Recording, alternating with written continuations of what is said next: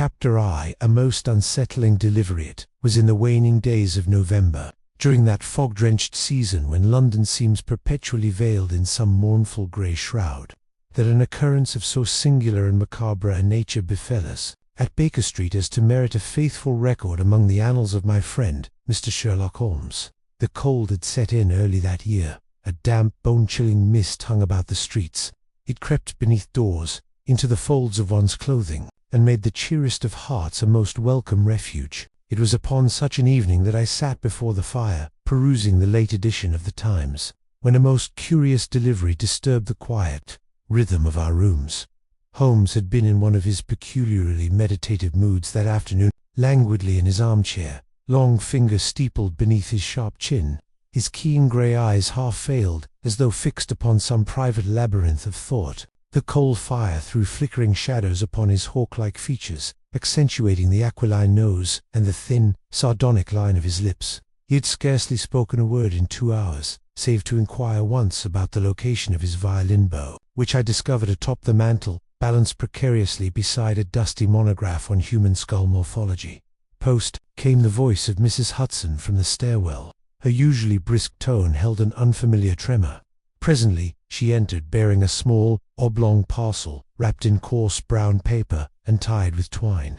I might have dismissed it as any other delivery had it not been for her expression, pale, unsettled, and with a hand that shook ever so slightly as she extended the object toward me. "For you, Doctor," she said, though her eyes flicked nervously toward Holmes. "For me," I exclaimed, rising to take the parcel. It was unusually light, almost disconcertingly so. No sender's name was inscribed upon it, merely our address in a bold, angular hand. Holmes's gaze sharpened immediately. "Watson," he murmured, his tone alight with sudden interest. "Pray examine the postmark." I held the package closer to the lamplight. No city stamp, only this mark. A crude impression, almost homemade. Holmes rose from his chair with the fluid grace of a cat, snatched the parcel from my hands, and carried it to the table.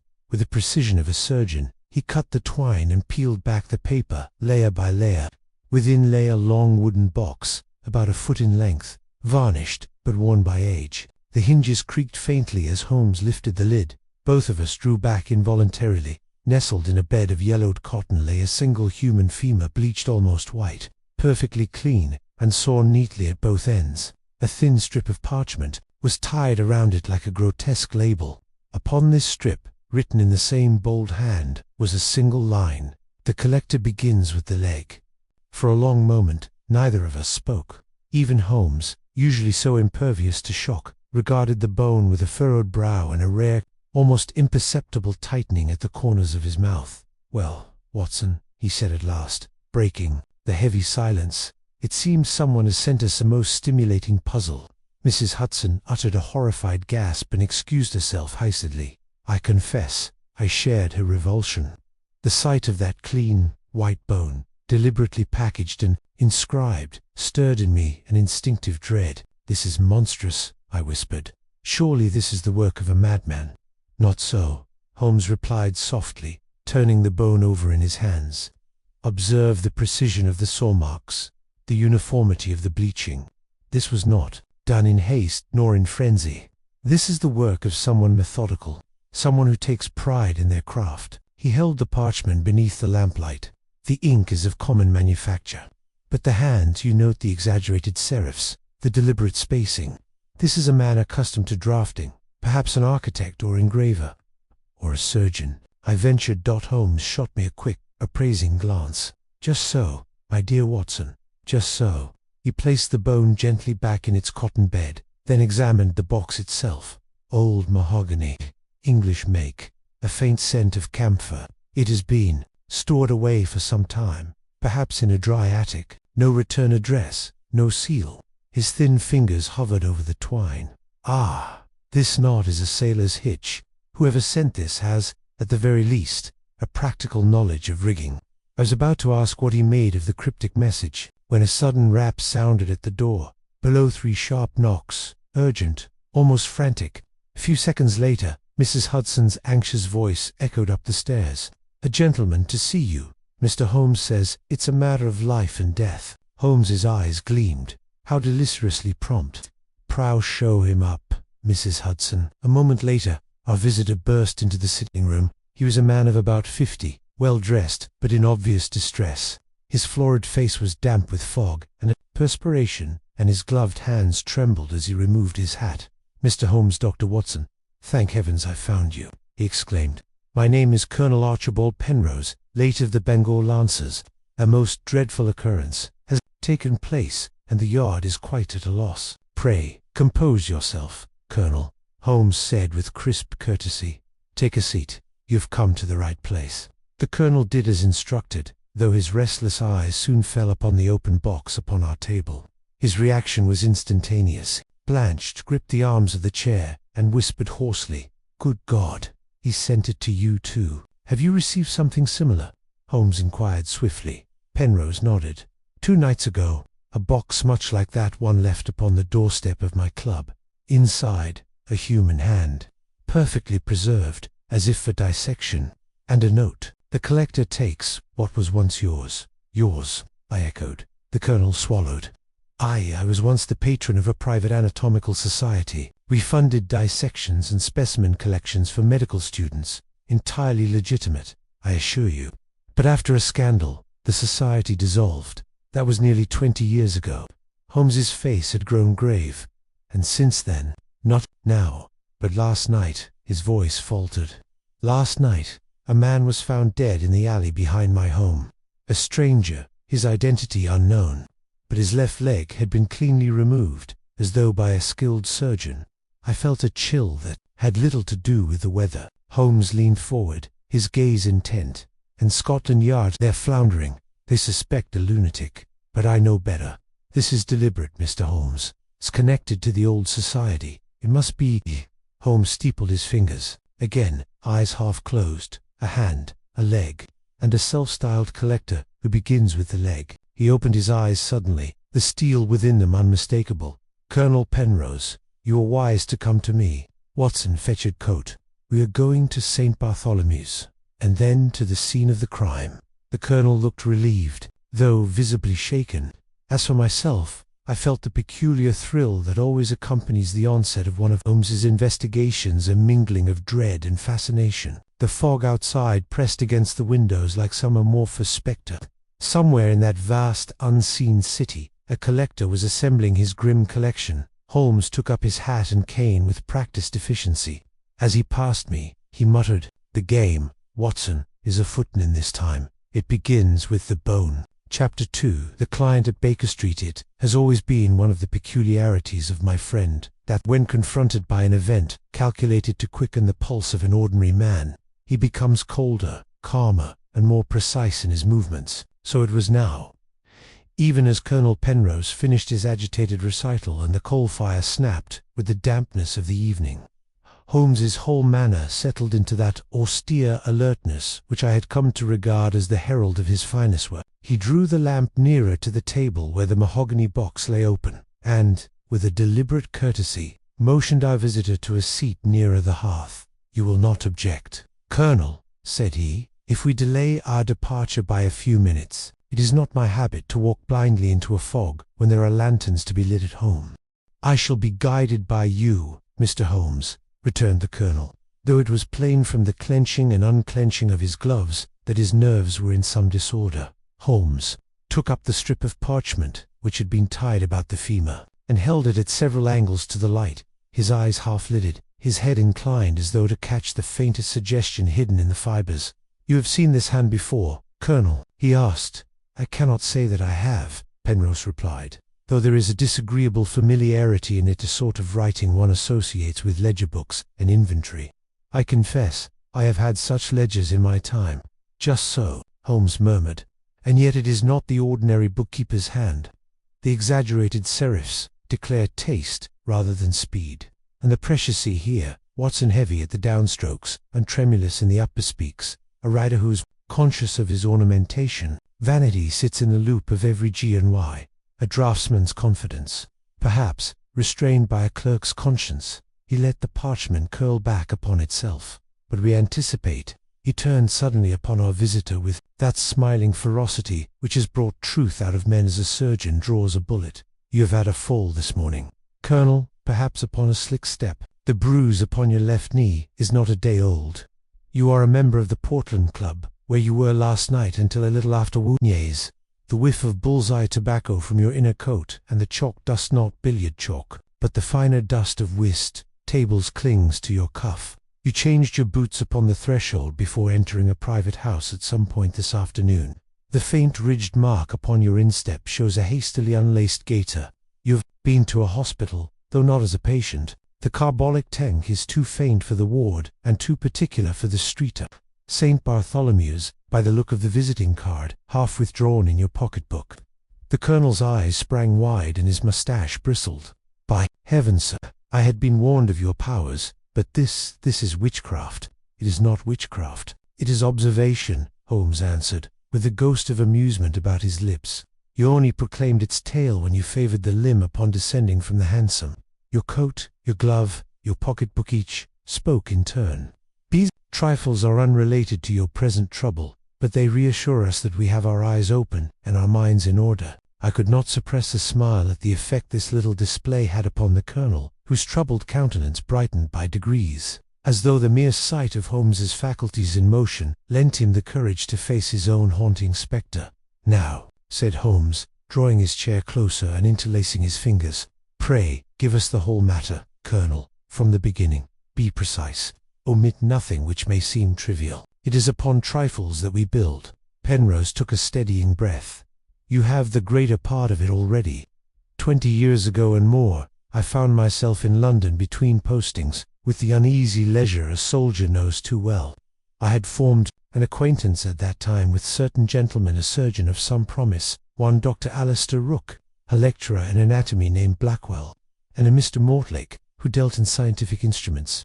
Together we founded what we somewhat grandly called the Society for Anatomical Improvement. We sought to supply medical students with lawful specimens and to encourage private study by means of subscriptions. It was not for profit, you understand. We were enthusiasts." Holmes inclined his head. "And yet such enthusiasm treads a narrow parapet." Penrose winced. "You speak the truth. For a time, all was well. Hospitals sold us legitimate materials, old dissection room curiosities were catalogued, and a modest collection bone, wax, preserved organ grew in a locked chamber at the rear of Mr. Mortlake's premises. Then came the hints, the whispers, a porter accused of moonlighting with body snatchers, though this was long after Burke and Hare. The appetite of medical colleges does not disappear with a statute. Whatever the truth, a scandal brewed. Rooke resigned his lectureship under a cloud. The society disbanded. I contributed funds to see the matter closed, the room emptied, and the key surrendered to Mortlake. I left England soon after. And now," Holmes said softly, "the past taps at your door with a sawn bone for its knuckle." "Just so," cried the Colonel. 2 nights ago came the box with the hand and the insolent note. The collector takes what was once yours. Last night, that poor devil in the alley behind my house, his leg gone as though by a surgeon's clean work. I thought of Rooke, of Blackwell, of Mortlake, but Rooke has been dead these 8 years, dysentery in Calcutta. Blackwell is retired, I am told, to Somerset. Mortlake, why, I have not heard his name since the society fell apart." Holmes' gaze grew distant. Mortlake of Holborn short blunt fingers, a Ruskin beard, and the habit of wiping his lenses with his tie. Penrose stared. "You knew him?" "I recall the man, an instrument seller of some repute. His shop had the odour of Indian rubber and turpentine. But let us not chase memory when we might grasp facts. You said the hand was perfectly preserved. How, Colonel?" "In a bath of some clear spirit alcohol, I suppose with a hint of camphor about it." "Camphor," Holmes repeated, with a sidelong glance at me. "We have a fine thread running from the box upon our table to the Colonel's parcel and onward to the alley in Bayswater. The same fastidious taste, the same desire to present his trophies in a manner both scientific and theatrical." He tapped the mahogany lid. "This box is old, but the twine is not. The knot is of a sailor's pattern, and the fibre cores. See how the strands bite the wood, not city cord. This belongs to a wholesale rope merchant, and not a delicate one. There is the faintest smear of chalk within the hinge recesses, sea chalk, if I am not mistaken. I bent to look, though my own eyes, I confess, perceived nothing but dust. Sea chalk, Holmes. Dock chalk. Rather, he corrected. The kind used upon crates and holes at the riverside. Someone handled this box not long since in a place where chalk and rope are intimate companions. A wharf, Watson perhaps, a private key upon the city's bosom. He rose, and the keen line of his face sharpened as a blade caught light. Our collector may have a fondness for the water. Penrose shuddered. Do you believe, Mr. Holmes, that he intends? Holmes raised a hand. I believe nothing in advance of my evidence. He spoke of the alley. Describe it. A narrow mews behind my house in Leinster Square. A constable found the body not long after midnight. The left leg was removed at the mid-thigh, as neatly as one might separate a joint in the butcher's shop. There was little blood, surprisingly little. The yard thought the deed was done elsewhere, and the body dropped there. I could not dispute them, nor should you, said Holmes. A surgical removal with little blood argues for ligature, drainage, and time, none of which a murderer would change in an open mews, and you have no knowledge of the dead man's identity. None. A stranger to those parts. Well-dressed, but not a gentleman. A tradesman, perhaps. The face was commodely calm. Holmes's fingers began their delicate tattoo upon the arm of his chair. Come, you say, H.M. Watson. You will recall the effect of certain vapors administered prior to amputation. Indeed, ether or chloroform. Precisely. If our unknown was insensible, the absence of violent struggle and the economy of blood are both explained. We shall confirm it presently. He turned again to Penrose. This afternoon, you paid a visit to St. Bartholomew's. The Colonel coloured. I went to consult an old acquaintance in the pathology rooms, Mr. Blay, the conservator. I wished to learn whether any old specimens from our society had found their way to the hospital. He knew of none, but he hinted that there had been inquiries of late from a gentleman asking after preservative methods, the bleaching of bone, the proper use of camphor to deter insects. He would not give the name. Holmes's eyes gleamed. Naturally he would not be a private caller. It may be to me, and Mr. Mortlake's present address. I have none. His shop was in Little Holborn near the viaduct. If it stands still, I cannot say. Then we have our road laid before us, said Holmes, rising. First, to the hospital. Next, to the mews in Leinster Square. And thereafter, if Providence is kind, to Holborn. But one more thing, Colonel. This Society for Anatomical Improvement, who kept its books, who wrote the labels, the catalogues, the receipts. Among your enthusiasts, was there one who prided himself upon his hand? Penrose looked troubled. Blackwell wrote like a clergyman in a gale. Rooke was swift and illegible. Mortlake had a neat, ornamental hand. He took pride in the aesthetics of his invoices. He believed an instrument should be as handsome in its bill as in its brass. Holmes nodded as if an internal weight had shifted a fraction. Thank you, that will do very well. He crossed to the mantel, where the violin bow he had asked after earlier in the day still lay, and with it he stirred the ash in the grate. A few white motes whirled up before settling upon the fender. Holmes stooped and peered, his nostrils flaring with almost animal delicacy. Bone ash, he said, so low that I scarcely heard him. From our fire? I asked, startled. From our air, he returned. It rides every current of this city, from crematory to kill. Yet here it lies heavier than one would expect at this hour. Ah, but I grow fanciful. Come, what's in your bag? Colonel, your courage. Mrs. Hudson. He called toward the stair. Our warmest mufflers, if you please, and a drop of your excellent coffee. The night is raw, and London is in one of her wicked humours. While we made our preparations, Holmes continued to move about the room with that peculiar, contained energy which to me has ever been the surest sign of his mental combustion. He wrapped the femur in fresh paper and placed it in his long Inverness pocket as neatly as a clerk files a dispatch. He slipped the parchment label into his cigar case, as he has a perverse fancy for keeping such things among his cheroots, and then paused with his hand upon the door as if a trifling afterthought had detained him. Watson, said he, a question for you. If a man wished to bleach bone at speed without the odour which so offends his neighbours, and if he had at his disposition a place, airy, damp, and out of the curiosity of the domestic eye, where would he go? A stable-yard, I offered, or a shed by the river. A shed by the river, he repeated, smiling faintly. You see, Colonel, Dr. Watson is not so far behind as he makes himself call. Our first lantern is St. Bartholomew's. We will draw a little light from Mr. Blay before the fog puts out our street lamps." We descended, and the night met us like a living thing. The fog pressed low, a greasy pall through which the gaslights wore halos like saints in tarnished glass. The hansome's horse snorted, and the driver, with his coat collar up to his ears, regarded us with that surly resignation peculiar to his tribe in bad weather. Holmes's long figure, cloaked and spectral, climbed into the cab with the supple briskness of a youth, while the Colonel and I followed more heavily. "To St. Bartholomew's," Holmes called, "and if you value the sixpence I shall add to your fare. My man, you will find the driest of the wet roads." We rattled off into the muffled roar that is London after dark, the great city moving under her blanket like a slumbering leviathan. As we crossed Oxford Street, Holmes leaned forward and spoke into my ear, with that intimate rapidity of his which reminds one, oddly, of the hiss of a kettle. "Attend to men's hands tonight, Watson," said he. "In that ghastly box our collector sent, the bone was clean as a nun's conscience, but the twine spoke of rope and the hinge of chalk. Hands that can tie a bowline, measure with a rule, and write like a peacock's tail, such a combination is rare. We shall see whether Mr. Blay can help us to the owner, and the poor fellow in the mews." I asked. "Ah," said Holmes, "this is the heart of our business. The first victim tells us what our collector wants. The second will tell us why. He begins with the leg. He says, 'If the man behind your house is the first, our adversary is literal. If the second, he is ironic. Either way, we must be quicker.' Then his curiosity." Colonel Penrose, catching but a fragment of this, gripped his cane until his knuckles showed white.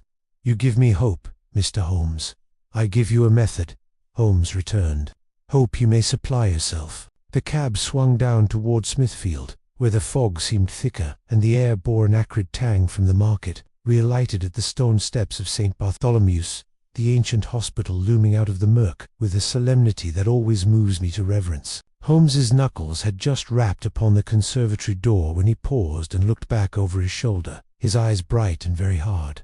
"Watson," he said, "do you hear it?" "What?" "The river," he said softly. "It is in the fog the way it carries a smell. Camphor and cold water. Our man is near the Thames, I think, and he is not finished. Come, we must waste no words with Mr. Blay." And so, with the bone locked in Holmes's pocket, and the fog pressing at our backs like an impatient creditor, we stepped into the white-tiled sanctum of science.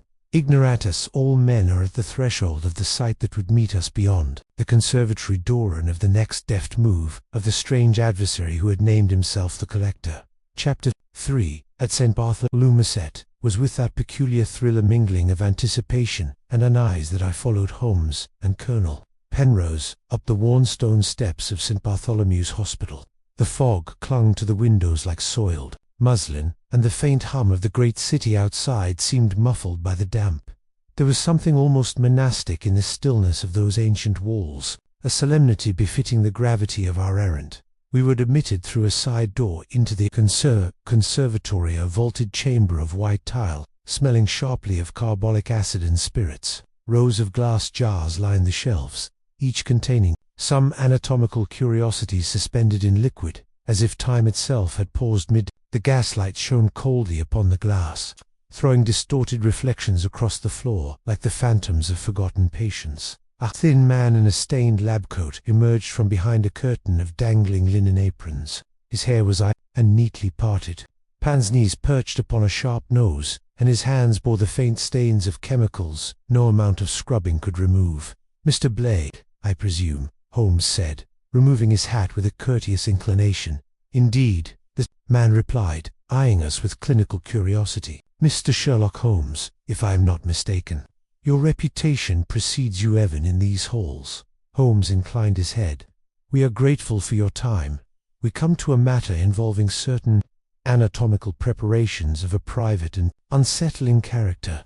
You were recently approached by a gentleman seeking advice on preservation methods." Blay's eyebrows rose a fraction. "I had surmised as much when I received your note this afternoon." "Yes, a man did call some weeks ago, quiet, well-spoken. Said he was restoring a private educational collection and wished to avoid the use of corrosive spirits. He inquired particularly about camphor as an insect deterrent, and the bleaching of old bone without damage to surface structure." Holmes nodded slowly. "Describe him, if you please." Blay pursed his lips. Medium height, perhaps an inch or two shorter than yourself. Well dressed, but without ostentation. Gloves. A curious pair of spectacles stinted, though it was a dull day. His hands were clean, the nails rather long. He had a faint scent of tar or rope about him, which I found unusual in a man of his bearing. I saw Holmes's eyes gleam. Tar, you say, and rope. Yes, a maritime odor. I've worked with ship surgeons. I know it well. Excellent, Holmes murmured, and his manner reserved. His questions were very exact. He took notes, but not in the usual fashion. He drew little diagrams in the margins of a leather notebook. Femurs, humeri, vertebrae. Quite accomplished sketches, too. Holmes paced slowly, his gaze travelling over the jars on the shelves. Did he leave a name? He gave one, Blay replied. More to know. Whether it was his own I cannot say. Holmes stopped abruptly before a glass case containing a row of bleached bones, each tagged with neat labels in copperplate script. He bent low, examining the labels closely, then straightened with a faint smile. Mr. Blay, his labours who wrote them? I did, Blay answered. I pride myself on a steady hand. Indeed, Holmes said. But tell me, have any been tampered with recently? Blay looked surprised. Tampered? No. Unless. He crossed to a lower shelf and frowned. Curious. One of the femora from our comparative series was removed last week for cleaning. It was returned the next day, perfectly clean. Almost too clean. Almost too clean. I assumed an assistant had taken some initiative, but now Holmes knelt, producing his magnifying lens from his pocket. He examined the bone, turning it under the lamplight with delicate fingers. I watched his expression Chopin a hawk sent in prey. Watson, he said softly, observe the end of the shaft here. Do you see it? I bent close. To my untrained eye, it was merely a pale, cleanly sawn surface. I see nothing beyond the smooth cut. Exactly, Holmes said. It is too smooth.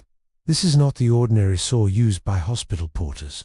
It has been polished deliberately. Note also this faint line here, scarcely a hair's breadth wide. That is the mark of a shipping clamp. This bone was fastened in a device not used by any hospital I know of, but by certain craftsmen, those who fit ivory, for example, or work with maritime curiosities. He rose, his coat swirling faintly. Mr. Blay, I must trouble you for the register of visitors these past 3 weeks. Blay fetched a small ledger.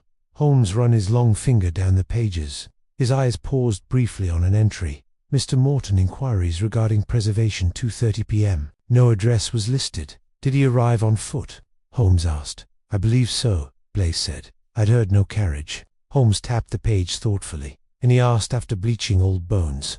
Not fresh. Yes, that is telling, Holmes murmured. Our adversary works not merely with the newly acquired, but with relics collections long since abandoned.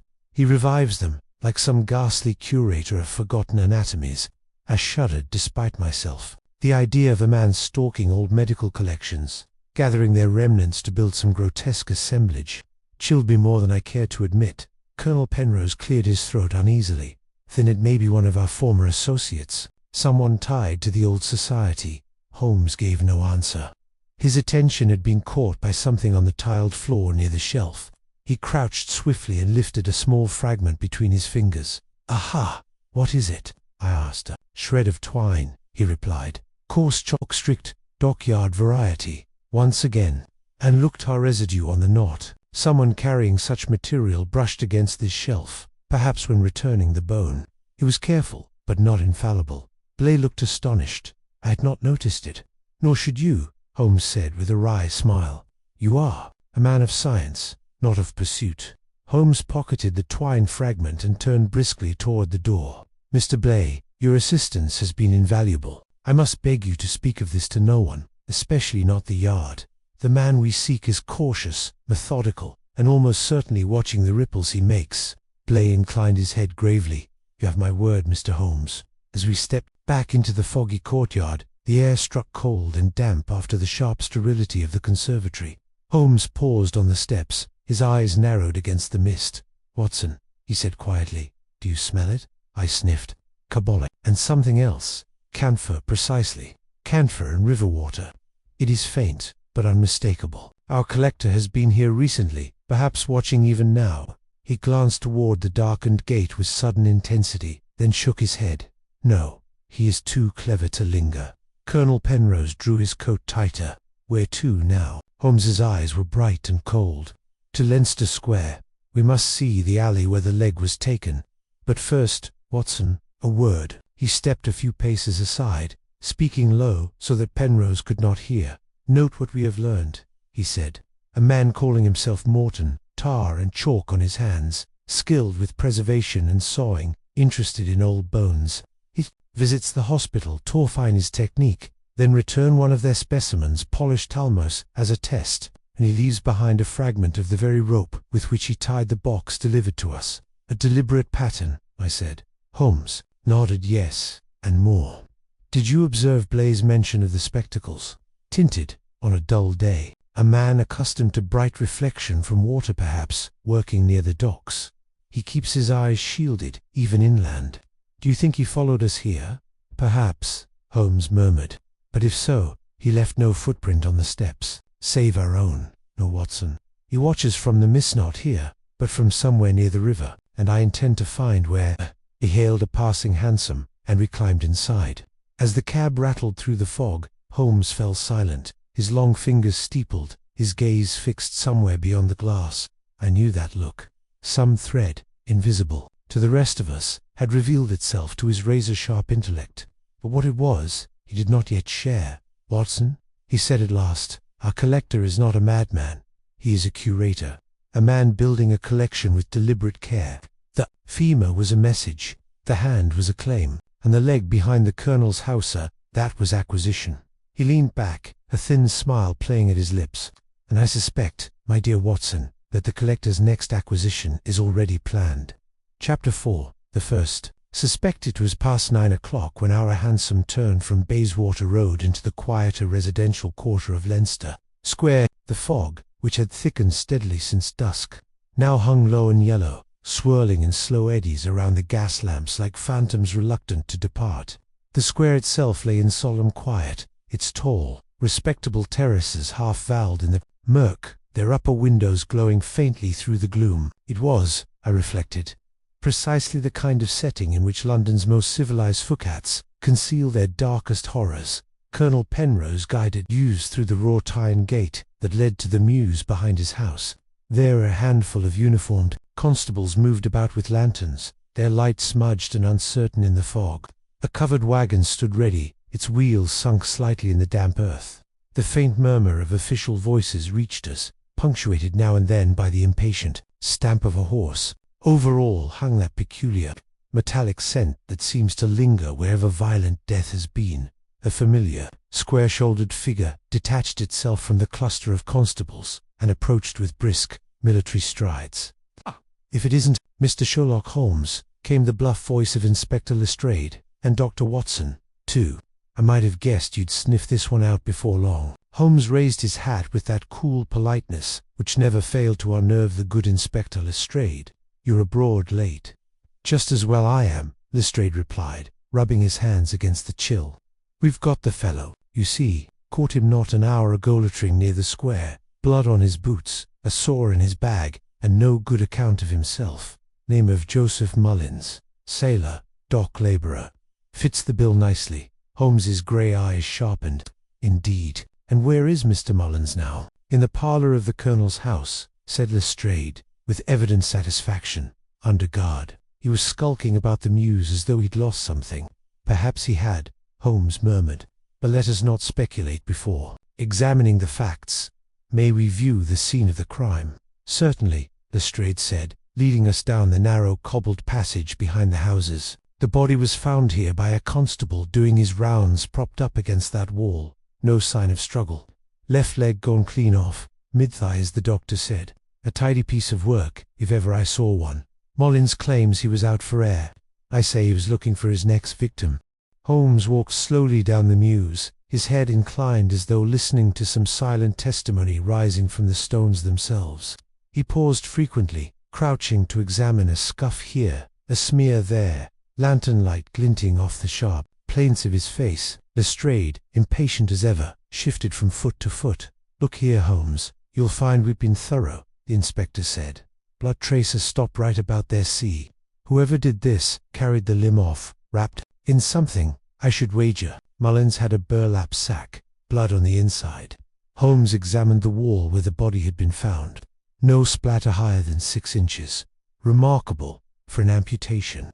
Means it was done elsewhere, Lestrade said promptly. And the body dumped here. Holmes said nothing. He was kneeling now, his lens close to the cobblestones. I stepped closer and saw what had caught his eye. A faint groove running parallel to the wall, no more than half an inch deep, impressed into the damp grit. What do you make of that, Watson? Holmes asked, without looking up. It resembles the mark of a wheel, I ventured. A barrow or cart, perhaps. Precisely, he said softly. But note the spacing. A common tradesman's barrow would leave twin grooves roughly 2 feet apart. This is narrower, more akin to the wheels of a small anatomical trolley, such as one might find in a dissecting room or on a ship's surgeon's deck. He rose suddenly and faced Lestrade. You say Mullins is a dock labourer? Does he own such a trolley? Lestrade gave a short laugh. A trolley? No, but he might have pinched one. Indeed, Holmes said, dryly. And did you find any trolley marks near where he was apprehended? Well, no, Lestrade admitted. Holmes stepped closer, lowering his voice. Lestrade, my dear fellow, look at you.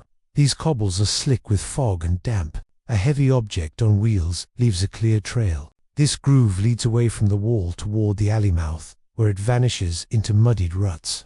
Whoever brought the body here did so with care and equipment. Does that speak of a half-drunken sailor stumbling about with a sack? The brows knit. He had blood on his boots. So would anyone who passed this way after the fact. Holmes returned crisply.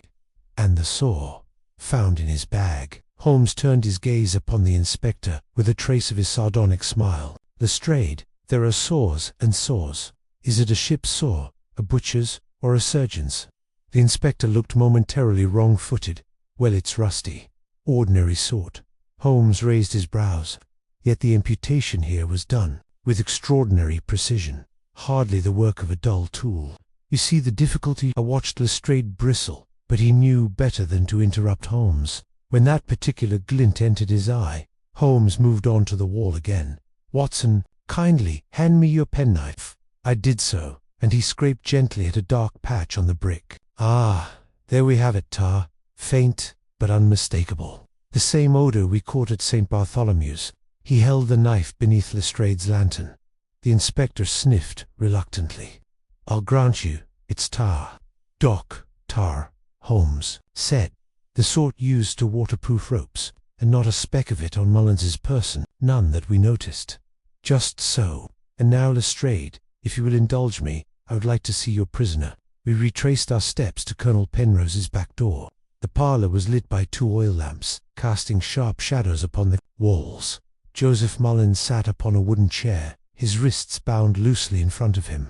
He was a burly man of 30 or so, with windburned cheeks, coarse clothes, and a tangled beard. A constable stood guard at his side. Holmes surveyed him coolly. Mr. Mullins, you were apprehended in the mews. What business did you have there? I told him already. The man growled. I was looking for work. A mate said there was a gent in the square needing strong arms for moving boxes. I waited. No one came. That's all. And the saw. Mullins spat to the side. My own. I use it for crates. Rusty old thing. Blood on your boots. I passed the alley like everyone else. The fog's thick eye nearly stepped on the poor bloke's corpse. Of course there's blood. Holmes regarded him a moment longer, then nodded as if satisfied. He turned to Lestrade. Inspector, you may, of course, hold this man as you see fit. But if you press forward, you will find yourself building a case of straw. Lestrade snorted. And why is that, Mr. Holmes? Because, Holmes said, our culprit is neither drunk nor careless. He's methodical, educated, and moves with equipment no sailor like Mullins would own. And most telling of all, he left behind nothing. No fingerprints upon the bone, no errant boot prints in the blood, no hurried cuts. Mullins's boots, by contrast, are caked in half the mews. The guilty man passed through like a shadow. Colonel Penrose spoke for the first time since entering the house. Then you believe that Mullins is innocent, Mr. Holmes? Innocent of this crime, Holmes replied. Guilty, perhaps, of bad timing. Lestrade folded his arms.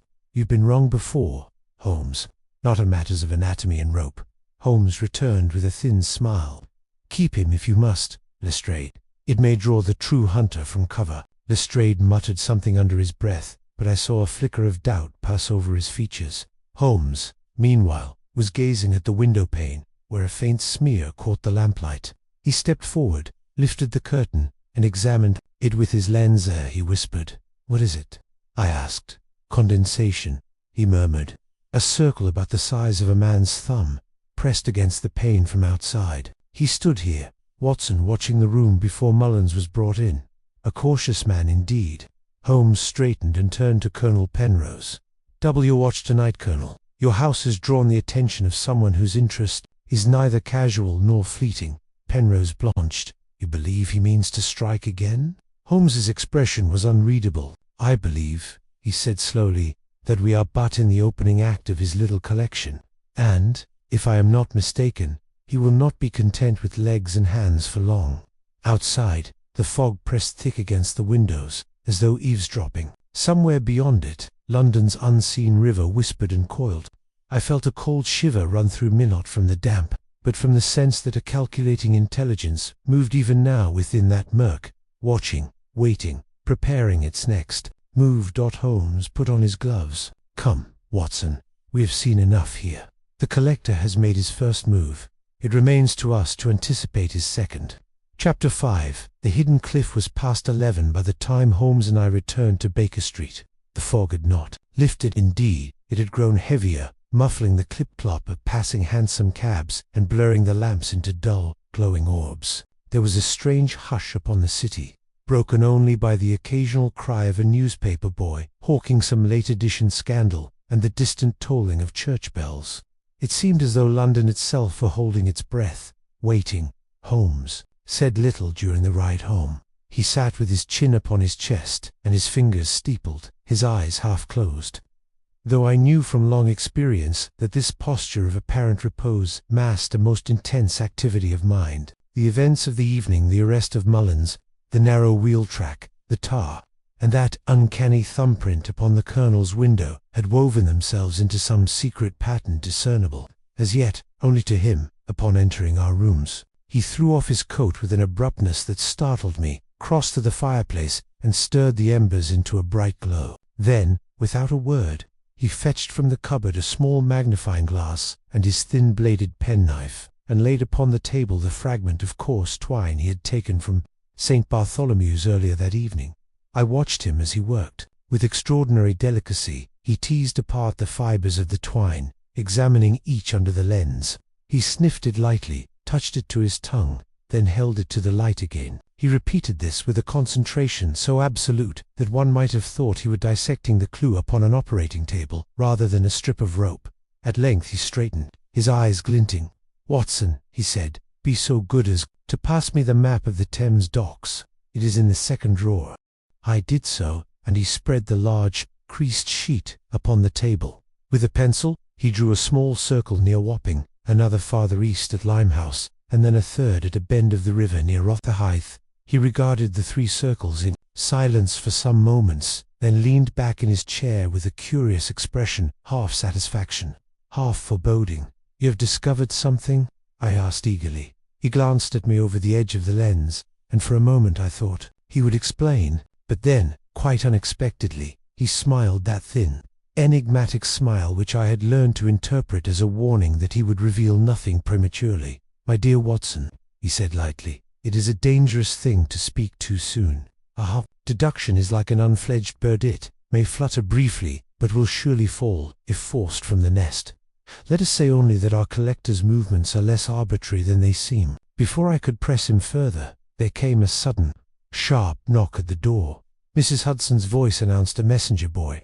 Holmes took the folded paper from the boy's hand, tossed him a coin, and shut the door with uncharacteristic haste. He unfolded the note at the table, his eyes flicking rapidly over the lines, his brow furrowed ever so slightly, no more than a ripple across his otherwise impassive face. "It is from Lestrade," he said. "He has released Mullins. It appears that the blood on the boots was of animal origin, sheep's blood from the docks, where Mullins had worked earlier in the day. The saw, too, proved unsuitable for such a clean cut. Lestrade is baffled. I confess I was not surprised. Holmes had already rendered Mullins's guilt improbable. Then we are no nearer the truth than before, I said. Holmes's lips twitched. On the contrary, Watson, we are much nearer. The innocent man has been removed from the board. That is a kind of progress. He turned his attention once more to the map, marking something faintly with his pencil. I tried to discern it, but his movements were quick and precise, and he shielded the paper almost unconsciously, like a chess player concealing a critical move. Holmes, I said, unable to restrain my curiosity, what is it that you see upon that map? He rose and folded the paper without answering. I see, he said at last, that London's riverfront is less a labyrinth than a spine-hand, that our collector is moving along it with the deliberation of a surgeon tracing a vein. There is a rhythm to his actions, Watson, a sequence. If I am correct, his next step will not be in Bayswater, but somewhere far more conducive to his work. He paused, then added almost to himself, and I must know what lies at the heart of that sequence before he takes another piece. He paced the room, his long dressing gown swirling behind him like a shadow. Then, with a suddenness that made me start, he seized his violin from the corner and began to play a low, restless air that filled the sitting room with an uneasy vibration. It was the music he played when his mind was at its sharpest and most dangerous pitch, when thought moved too quickly for words. I have heard that same tune before every great revelation of his career, and each time it filled me with mingled awe and apprehension. I sat silently, unwilling to disturb his reverie. The clock upon the mantel ticked steadily. Outside, the fog pressed thick against the windows. A cab rattled by in the distance. A dog barked somewhere down Baker Street and was abruptly silenced. Presently Holmes set down the violin, fetched his hat and coat again, and turned to me with that quick, bird-like decision I knew so well. Watson, he said, I must trouble you to remain here for the present. There are matters I must look into, and it is better I go alone. Alone? I exclaimed. Surely. Holmes he'd cut me off with a raised hand. I have no wish to appear dramatic, my dear fellow, but there are times when the presence of even so faithful a friend as yourself would draw unwanted eyes. The man we seek is observant, almost as observant as I. A second figure beside me would not escape his notice. There was something in his tone, quiet but decisive, that told me the argument would be useless. Very well, I said reluctantly, but promise me you will take precautions. This collector, whoever he is no ordinary criminal. Holmes gave a short laugh. My precautions are already taken. Mrs. Hudson has strict instructions not to admit strangers in my absence. Should anyone inquire after me, you will say I have retired for the night. I expect to be back before dawn.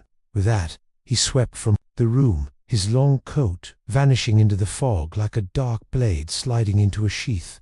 I listened to his footsteps on the stairs, then the door closing below. Silence settled once more over Baker Street. I tried to read, but found my attention wandering again and again to the empty chair opposite.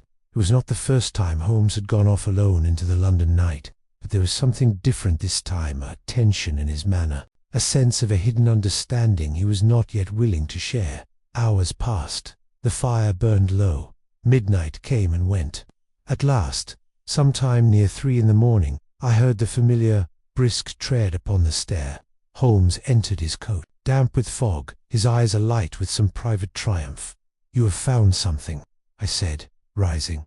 He removed his gloves slowly, almost ceremoniously. I have found, he said, a single fact that fits nowhere and, therefore, fits everywhere. But not yet, Watson, not yet. He went to his desk, took a small object from his pocket, and locked it carefully within the drawer. I caught a glimpse of something pale and curved, a bone fragment, perhaps, or some small implement, but he shut the drawer too swiftly for me to be sure. Holmes, I said, for heaven's sake, what is it? He smiled faintly. Patience, my dear fellow. The time for unveiling has not yet come. For now, we sleep. Tomorrow will bring movement and, perhaps, if fortune favors us, a glimpse of the man who calls himself the collector. He extinguished the lamp and retired to his room, leaving me standing by the dying fire, more puzzled than ever. I knew from long experience that when Holmes withheld the discovery, it was never from vanity. It was because the clue, if revealed too soon, would unravel prematurely. Like a lock forced before its key had turned, I went to bed uneasy, haunted by the fog outside. by the silent river winding through the city, and by the vision of a man, moving through that darkness, selecting bones with the precision of a scholar and the heart of a fiend. Chapter 6. The Second Strike. It was scarcely past breakfast the following morning when our quiet at Baker Street was shattered by a hasty knock upon the door. Mrs. Hudson, visibly flustered, ushered in Inspector Lestrade, whose ruddy cheeks were flushed from cold and, perhaps, from some unaccustomed haste. His manner bore none of the smug self-assurance he had displayed the night before. He was pale and visibly unsettled. "Holmes," he began, scarcely waiting to remove his gloves, "there's been another occurrence, not half a mile from the river, and this time the devil's taken more than a leg." Holmes, who had been pacing the hearthrug like a caged thing since dawn, paused mid-step. He had been unusually silent since returning in the early hours, refusing even his customary cup of coffee. Now he turned with the abrupt precision of a blade, his grey eyes alight with that singular brightness that meant a thread had tightened somewhere in the invisible web he traced. "Where?" he demanded. "Rotherhithe," Lestrade replied. "By the old ship Chantry. A night watchman's been found, dead. God help us, Holmes, with his spine removed." I started involuntarily. His spine. "Clean as you like," Lestrade said grimly, "from the neck down to the small of the back. Whoever did it worked like a surgeon. There's not an ounce of clumsiness in it. The body was laid out in the storeroom, as neat as if for dissection. And there's more." Holmes snatched his coat and hat from the peg. "You need to say no more. Watson, your bag. Lestrade, have a cab waiting." 5 minutes later, we were rattling through the morning fog, which lay over London like a sullen pall. The cab wheels hissed against the damp stones. Distant whistles from the docks pierced the silence like the cries of restless ghosts. Holmes sat rigid and silent, his gloved fingers drumming lightly on his knee, his mind clearly racing far ahead of us. Lestra, opposite him, shook his head in weary disbelief. "I've seen many a queer businesses in my time, Holmes, but this is something new. The fellow works with a kind of cold skill I don't like to think about. We've scoured the neighborhood. Nobody saw or heard a thing." Holmes did not answer. He was staring out of the window as though the fog itself might yield up the culprit, if only he fixed it hard enough. Only once did he murmur something, half to himself. "The collector ascends." We reached Rotherhithe shortly thereafter. The fog was thicker here, tinged with the acrid bite of the river. The old chandlery was a long, low building of weathered brick, its sign hanging askew, creaking faintly in the damp wind. The small knot of constables stood outside, their faces set in grim lines. The tide lapped sluggishly at the nearby embankment. Inside, the air was close and faintly rank, heavy with the scent of tar, rope, and the sweet sick smell of recent death. Lanterns had been hung at intervals along the beams, their light catching on rows of coiled hemp blocks and iron hooks. At the far end of the storeroom lay the body of the night watchman, stretched out upon a canvas sheet. His clothes had been carefully folded beside him. His back, God forgive me, was open from nape to sacrum with the precision of a skilled anatomist. The spinal column cleanly excised. I bent to examine the corpse, my medical instincts overcoming my horror.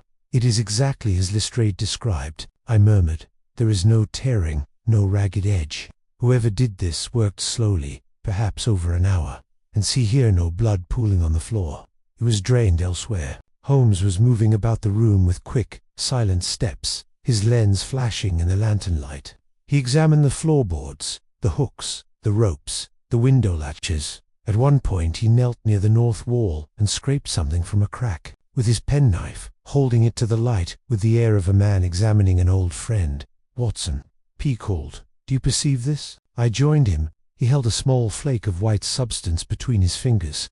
"Bone dust," he said softly, "fine as flour, and mingled with camphor crystals." I felt a chill. "Then he worked here." "Not merely worked," Holmes murmured, "prepared. This was no hasty removal. Our collector has time, privacy, and a knowledge of human anatomy to rival any surgeon in London." Lestrade, who had joined us, frowned. "But how did he get the body in here?" "The door was locked from the inside when we arrived." Holmes glanced at the window high above the workbench. "There, the sash has been raised recently, and note the rope marks on the sill. He lowered the body or raised it through there." "But who was the man?" I asked. Lestrade produced a small notebook. "Named Samuel Drake. Been a watchman here for 15 years. Respected, sober, lived alone in a small room near the river, no family to speak of, which makes him an ideal subject, Holmes said grimly. No one asks inconvenient questions. Our collector chooses his victims with method. First an unknown vagrant near Leinster Square, then a solitary watchman. He builds his collection not in haste, but with care. He walked to the workbench and ran his fingers lightly along its surface. Then he froze. There, pressed faintly into the wood dust, was a handprint left by someone wearing gloves coated in a thin residue of chalk and tar. The shape was long-fingered, elegant, unlike the rough hands of sailors or laborers. Holmes' eyes gleamed. "He was here not 6 hours ago," he murmured. "And he grows bolder." Lestrade glanced toward the open window uneasily. "Holmes, I don't mind telling you, this fellow gives me the creeps. What sort of man collects bones like trophies?" Holmes did not answer immediately. He was staring at the handprint as if it were a signature. At last he said, in a voice low and precise, "Not a madman, a curator. A man building a gallery of the human frame, piece by piece." Suddenly there was a commotion outside. A young constable burst in, breathless. "Inspector, there's a woman here says her brother's gone missing. Last seen near the docks late last night. She'd says he was approached by a gentleman asking for help moving medical equipment." Lestrade swore softly. "Another one." Holmes' expression sharpened. "Where is she?" "In the yard, sir. She was a slight woman in a shawl, her eyes red with worry. She told us that her brother, Thomas Wills, a dock porter, had gone out late the previous evening to earn a little extra money. A man well-spoken, wearing dark spectacles, approached him by the river, offering a good coin to help load some boxes at a nearby warehouse. He had not returned. Holmes questioned her gently, with the keen patience that often surprised those who mistook him for cold. "Dark spectacles," he repeated softly. "At night. Yes, it is the same man." Lestrade ordered men to scour the warehouses, but Holmes shook his head. "He is gone, Inspector. The man moves like the tide. He comes with fog and leaves with the dawn." He turned to me suddenly. "Watson, note this. Spectacles at night, chalk on gloves, handprint on the bench. He was alone here. He brought in his victim, worked for hours, left without a trace save what he allowed. And what of the spine?" I asked. Holmes gave me a look I have never forgotten. "He is not collecting limbs any longer, Watson. He is collecting systems, the framework, the core. First the leg, then the hand, now the spine. The collector is assembling not a morbid heap, but a structured anatomy." The weight of his words struck all three of us into silence. At that moment, I understood enough fully, but dimly, that we were dealing not with a common killer, but with something more deliberate, more architectural. A mind that saw the human body as a series of parts to be catalogued and claimed. Holmes stepped to the door and looked out into the fog. "He is accelerating," he said quietly. "The leg, the hand, the spine. If he continues at this pace, London will not have to wait long for his next acquisition."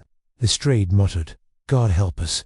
Holmes turned to him, his eyes like steel. "No, Inspector. God may look to other matters.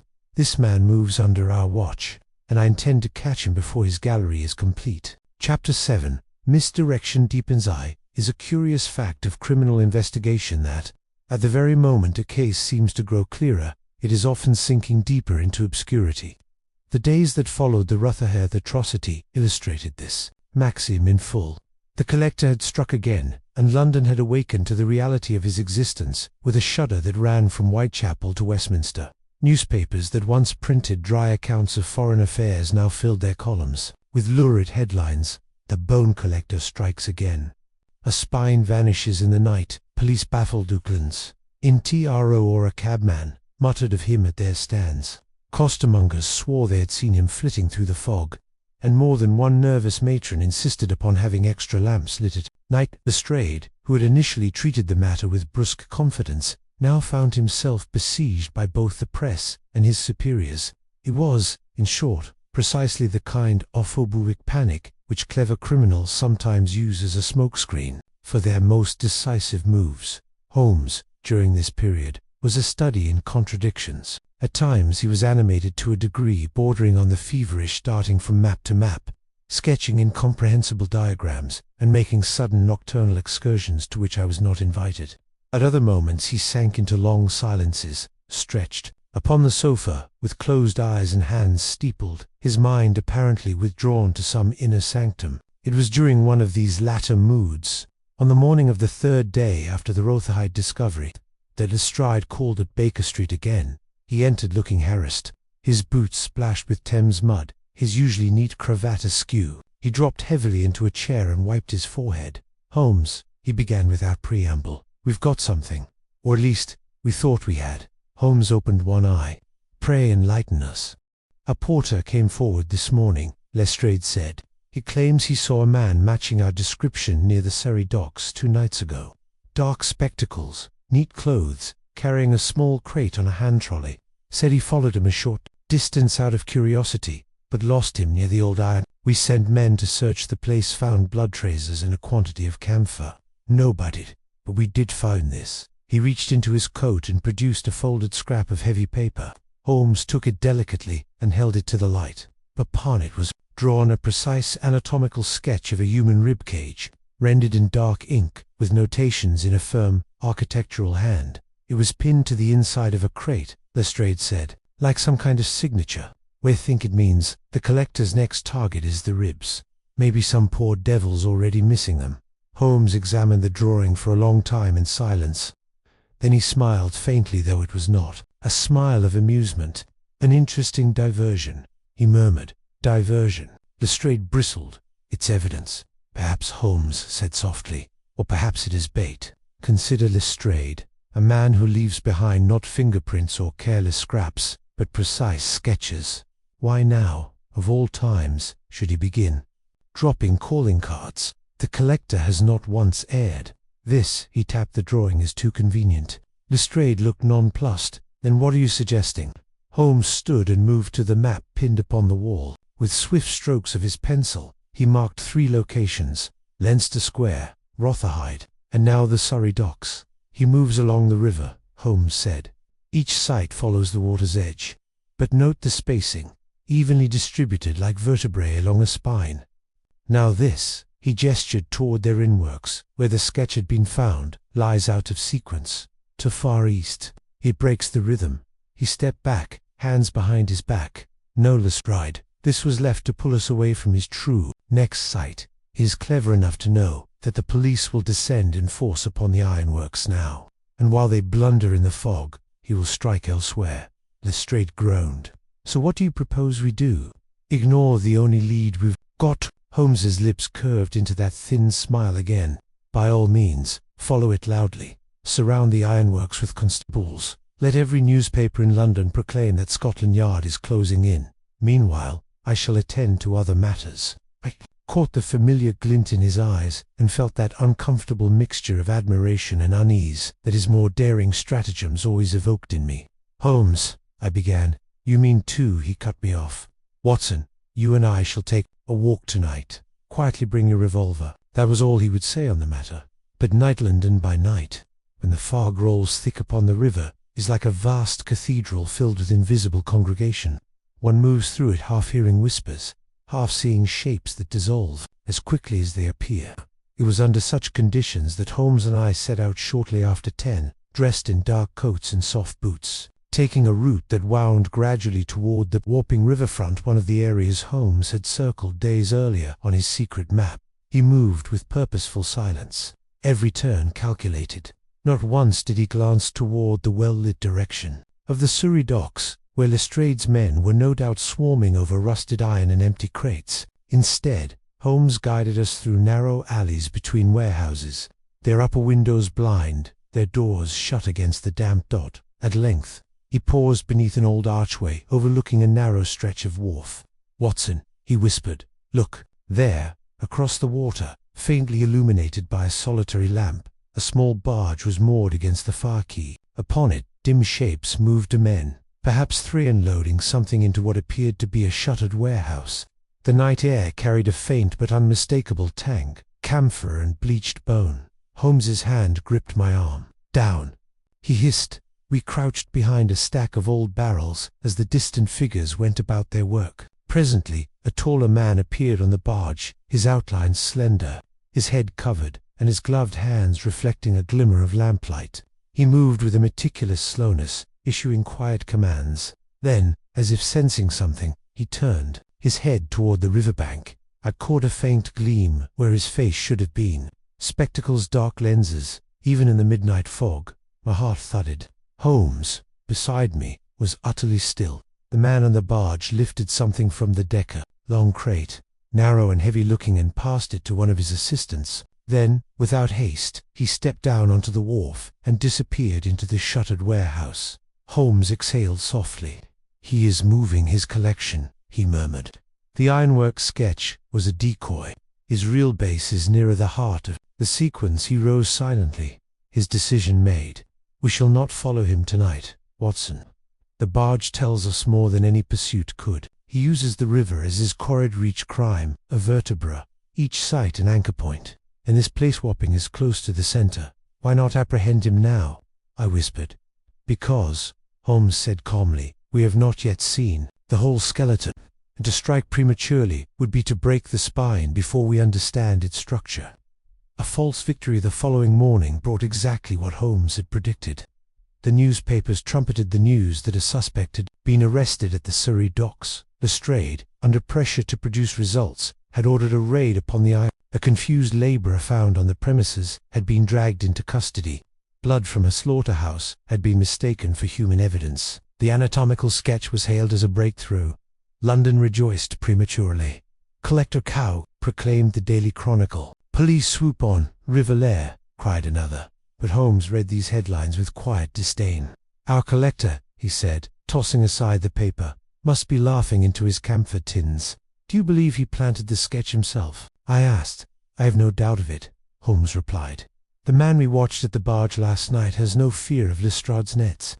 While the yard celebrates at Surrey docks, he is building elsewhere." He turned to the window, where the fog was thick once more. "He has given us his outline. Watson, a skeleton to trace, but the skull remains hidden, and it is there, in the head, that the mind resides." He fell silent then, staring into the mist, while the distant tolling of St. Paul's echoed like a sombre drum. Chapter 8. Holmes' planning. All the years I have known Sherlock Holmes, there were certain moods in him which, though infrequent, never failed to strike me with a peculiar sense of unease. It was not the dark melancholy which sometimes overcame him in idle months, nor the feverish elation of a sudden discovery. It was a third state, a kind of cold, predatory stillness, as of a falcon poised above its prey. It was in this mood that he entered upon the 8th day of the collector affair. For hours that morning he neither spoke nor played his violin. He paced. He studied his private notes with a ferocity bordering on obsession. He returned again and again to the map of the Thames, tracing with his finger a series of points that, to my untrained eye, meant nothing. Once, catching me watching him, he remarked almost absently, "The skeleton is nearly complete, Watson." "Nearly skeleton," I echoed. He gave me one of his faint smiles, that ambiguous upward curve that both invited and denied further inquiry. "All in good time, my dear fellow." Shortly after midday, Inspector Lestrade arrived in a state of triumphant agitation. He carried with him a small satchel and the air of a man who believed himself upon the brink of solving the case. "We've found it, Holmes," he exclaimed, barely waiting for Mrs. Hudson to show him in. "The collector's barge at Limehouse this morning, empty, but still smelling of camphor and spirits. We're combing every warehouse in the district as we speak." Holmes, seated in his armchair, regarded him with an expression of polite boredom. "Indeed, and what do you expect to find?"